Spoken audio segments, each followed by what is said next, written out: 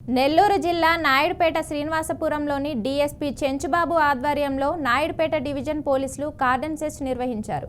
నాయుడుపేట చుట్టుపక్కల ప్రాంతంలో ఉన్న సెజ్ల ద్వారా వ్యాపార నిమిత్తమై సంచార జాతుల వారు వస్తున్నారని ఆయన తెలిపారు. అయితే ఇలాంటి వారి వల్ల నాయుడుపేటలో ఎటువంటి అవాంఛనీయ సంఘటనలు జరగకుండా కార్డన్ సెర్చ్ను ఏర్పాటు చేశామని చెంచుబాబు చెప్పారు. అనుమానాస్పద వ్యక్తులు ఎవరైనా కనిపిస్తే వెంటనే పోలీసులకు ఫిర్యాదు చేయాలని ఆయన తెలియజేశారు.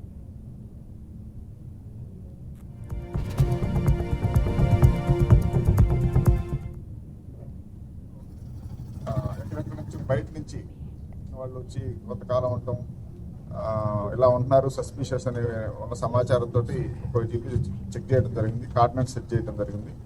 ఇక్కడ ఇళ్ళలో 15-20 ఇళ్ళు మాత్రమే ఆక్టివ్ అయ్యింది, మిగతా ఖాళీగా ఉంటున్నాయి. సో వాళ్ళందరి దగ్గర ఆధార్ కార్డు డేటా తీసుకోవడం జరిగింది.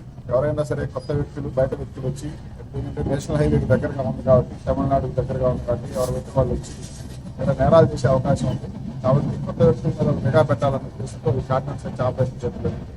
దీనికి నాయుడుపేట టౌన్ సిఐ గారు, నాయుడుపేట రూరల్ సర్కిల్లో ఉండే ఎస్ఐలు సిబ్బంది అంతా పార్టిసిపేట్ చేయడం జరిగింది. దీంతో 2-3 వ్యక్తులు తప్పితే పెద్ద పట్టుదల చెప్పుకోదగిన